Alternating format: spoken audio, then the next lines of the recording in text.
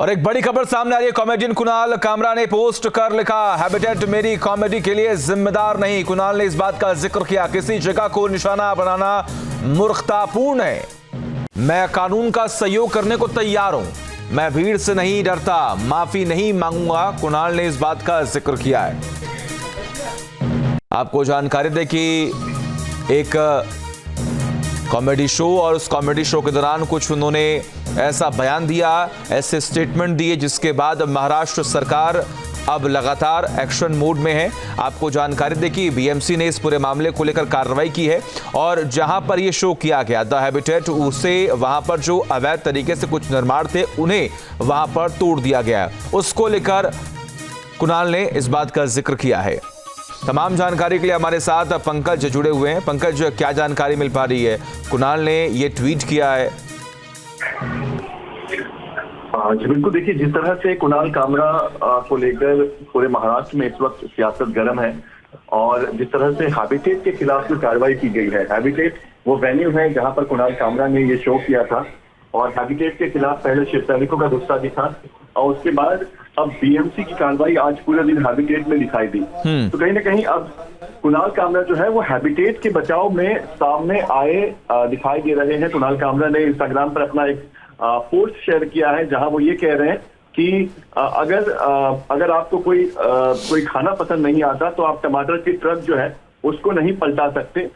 जो मैंने कॉमेडी की है उससे हैबिटेट इस वेन्यू का कोई लेना देना नहीं है। ना तो उनका कोई कंट्रोल था और ना ही उनको जानकारी थी कि मैंने किस तरह के जो व्यंग है वो करने हैं।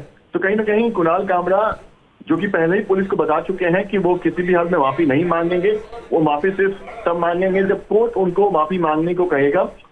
और अब कुणाल कामरा जो है वो हैबिटेट के बचाव में भी सामने आते दिखाई दे रहे हैं। जी, लेकिन सबसे बड़ी बात यहां पर यह है कि ये विवाद लगातार थमता हुआ दिख रहा नहीं है, ये और बढ़ता हुआ दिख रहा है।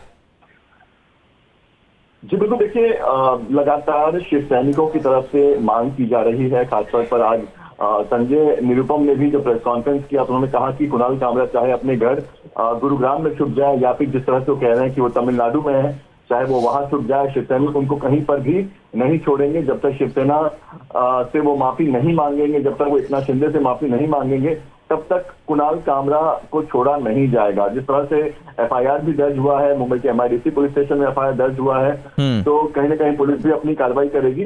तो ये फिलहाल तो ये मामला थमता हुआ दिखाई नहीं दे रहा है। कुणाल कामरा को जो है वो पुलिस के सामने पेश होना पड़ेगा, अपना जो बयान है वो दर्ज कराना होगा। इस बीच उनका जो शिव सैनिकों का आक्रोश है उसे भी कुणाल कामरा को झेलना होगा। तो देखना ये होगा कि कुणाल कामरा क्या मुंबई लौटते हैं, क्या मुंबई पुलिस के सामने वो हाजिर होते हैं और जब कुणाल कामरा मुंबई आने का निर्णय लेते हैं उस वक्त क्या प्रतिक्रिया होगी शिव सैनिकों की, इस पर अभी फिलहाल थोड़ा इंतजार करना होगा। लेकिन फिलहाल ये मामला, जैसा कि आपने कहा, फिलहाल ये मामला थमता हुआ दिखाई नहीं दे रहा है, शांत होता दिखाई नहीं दे रहा है। जी चलिए, बहुत बहुत शुक्रिया पंकज, तमाम जानकारी हम तक पहुंचाने के लिए। न्यूज नेशन अब व्हाट्सएप पर खबरों की ताजा अपडेट के लिए न्यूज नेशन के इस क्यूआर कोड को स्कैन करें।